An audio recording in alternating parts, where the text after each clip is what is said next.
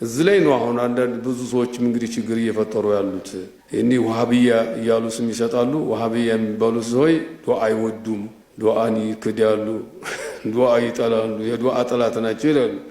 እንግዲህ ተመልከቱ፣ ይሄ ሸፍጥ ውሸት ዝም ብሎ ቅጥፈት ነው። ዱዓ ኢንካር ያደረገ የለም፣ አደራረጉን ነው ኢንካር የተደረገው። ሶላዋት አለ ረሱል ክልክል ነው ብለዋል ይላሉ። ሶላዋት አለ ረሱል ክልክል ነው ያለ አንድም የለም።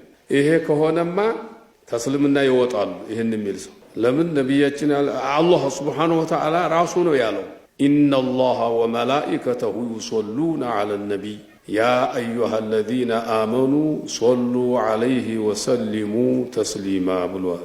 አላህና መላእክቶች በነቢዩ ላይ ሶላዋት ወራህመት ያወርዳል። አላህ ያዝንልዎታል፣ ያከብሮታል ማለት ታላህ በኩል ሲሆን መላእክቶቹ ደግሞ ዱዓ ያደርጋሉ ብሏል። እናንተም ታዲያ በነብዩ ላይ ሶላት አውርዱ ብሏል። አላህ ትእዛዝ ነው ይሄ። ይሄንን ታዲያ የለም የሚል ሰው ታለ ምን ሙስሊም ይሆናል? ወሃቢያ ሳይሆን መባል ያለበት ይሄ ካፊር ነው መባል ያለበት። ይሄን ብሎ ከሆነ ግን ይሄን አይሉም። ግን እነሱ ወሃቢያ የሚባሉት ያሉት ምንድነው? ተሰብስባችሁ ከይፍያ ነው። አሁንም ዝም ላይ ተሰብስባችሁ አንዱ እየመራ አንዱ እየተከተለ ዘፈን እንደሚዘፍን ሰው ያወራረዳችሁ ማለት የለም ነው ያሉት።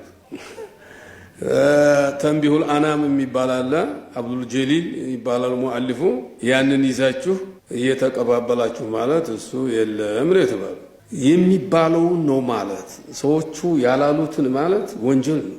ሰውን ቢጠላ እንኳን ያለውን ነው መባል ያለበት። ይሄም ብሏል ብሎ ያለውን ቢባል ችግር የለውም። ከዛ በኋላ መልስ ይኖረዋል። ሰው እንደዚህ ለምን ትላለህ ሲባል ለሚለው ነገር መልስ ይሰጣል። ግን የሌለውን ያላለውን ብሏል ማለት የፖለቲከኛዎች ባህሪ ነው። ይሄ የፖለቲከኛ ሰዎች በፖለቲካ ያልተግባቡ ጊዜ ያ ተቃዋሚያቸውን ያላለውን ሁሉ ብሏል ይላል፣ ያልሰራውን ሰርቷል ይላል።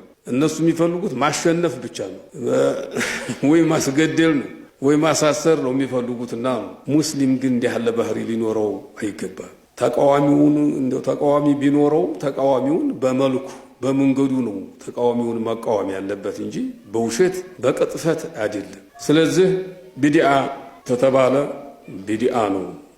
ስለዚህ ነብያችን አለይሂ ሰላቱ ወሰለም ቢድዓ አደራችሁ ነው።